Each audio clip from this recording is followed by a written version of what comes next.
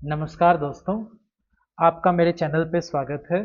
आज हम स्टार्ट करने वाले हैं क्लास 11th केमिस्ट्री का चैप्टर 2 जिसका नाम है स्ट्रक्चर ऑफ एटम। और स्ट्रक्चर ऑफ एटम के अंदर जो टॉपिक हमें आज कवर करना है इस वीडियो में उसका नाम है डाल्टन्स एटॉमिक थ्योरी।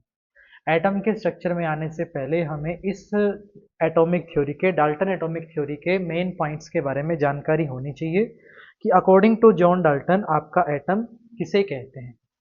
ओके, चलिए इसके पोस्टुलेट्स इंपॉर्टेंट पॉइंट्स को वन बाय वन करके स्टडी करना स्टार्ट करते हैं।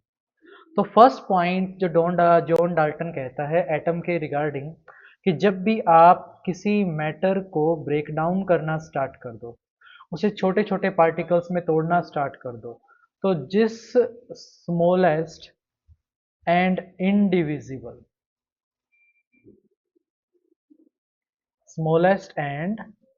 इनडिविजिबल पार्टिकल तक आप मैटर को तोड़ पाएंगे, सबसे छोटा और जिसके आगे आप उसे नहीं तोड़ सकेंगे, उस स्मॉलेस्ट और इंडिविजिबल पार्टिकल को उसने बोला जॉन डाल्टन ने कि वो क्या है, आपका एटम। एटम का मतलब ही होता है कि जिसे और डिवाइड ना किया जा सके। अब सेकंड पॉइंट, अगर ये smallest and indivisible particle of matter है तो जॉन डाल्टन कहता है कि अगर आप किसी एक एलिमेंट को स्टडी करते हैं, उस एलिमेंट में प्रेजेंट जितने भी एटम्स होते हैं वो सारे के सारे सेम काइंड के, सेम टाइप के होते हैं।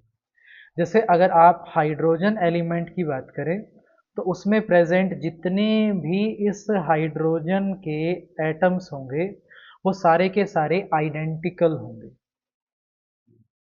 और आप आइडेंटिकल से समझ ही सकते हैं कि भी अगर वो सेम है तो उनकी सभी तरह की जो प्रॉपर्टीज होंगी वो भी बिल्कुल एक जैसी होंगी, सेम एलिमेंट में प्रेजेंट एटम्स की। और अगर आप डिफरेंट एलिमेंट्स को कंपेयर करें, डिफरेंट एलिमेंट्स में जो एटम्स प्रेजेंट होते हैं वो एटम्स एक दूसरे से डिफर करते हैं। एटम्स में जो एलिमेंट्स में प्रेजेंट एटम्स है वो एक दूसरे से क्या होते हैं, डिफरेंट होते हैं। और अगर वो अलग अलग होंगे तो उनकी प्रॉपर्टीज भी क्या होंगी, अलग अलग होंगी। जैसे अगर आप हाइड्रोजन और ऑक्सीजन के एलिमेंट को कंपेयर करें तो इस एलिमेंट हाइड्रोजन में प्रेजेंट है बहुत सारे हाइड्रोजन के एटम्स और ऑक्सीजन एलिमेंट में प्रेजेंट है बहुत सारे ऑक्सीजन के एटम्स। इस हाइड्रोजन के एटम और इस ऑक्सीजन के एटम की जो प्रॉपर्टीज होने वाली है वो बिल्कुल डिफरेंट होने वाली है।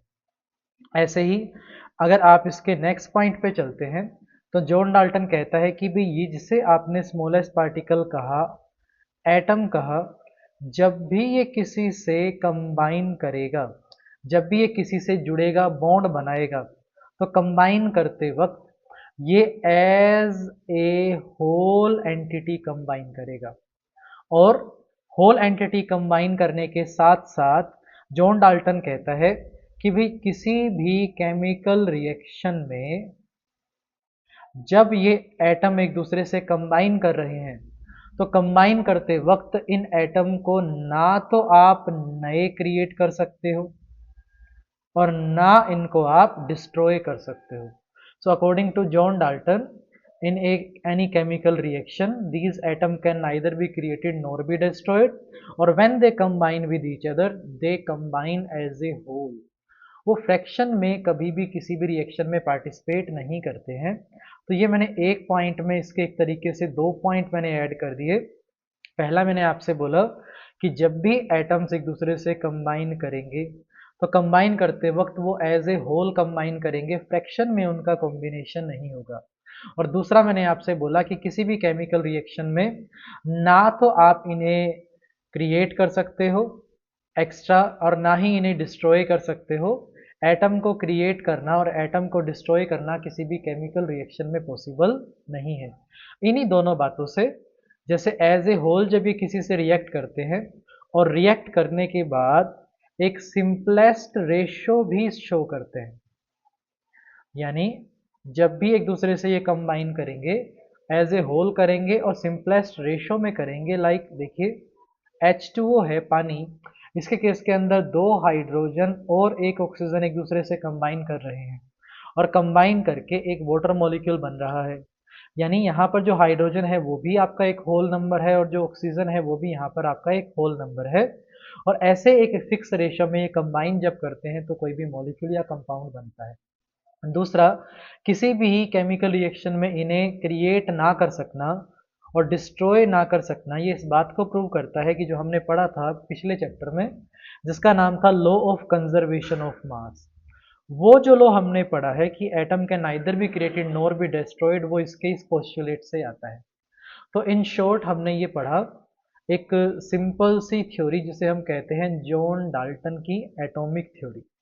अब आगे चल के इस चैप्टर में हम यही पढ़ने वाले हैं ऐसी कौन सी डिस्कवरीज होती हैं, ऐसे कौन से ब्रेक थ्रू होते हैं, एक्सपेरिमेंट्स होते हैं जो ये जॉन डाल्टन उन्हें एक्सप्लेन नहीं कर पाता है, जिसके कारण जो ये जॉन डाल्टन की जो थ्योरी है वो फेल हो जाती है।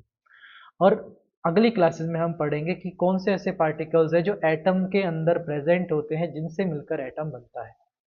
आज की क्लास के लिए ये इतना ही, मिलते हैं अगली क्लास में। धन्यवाद।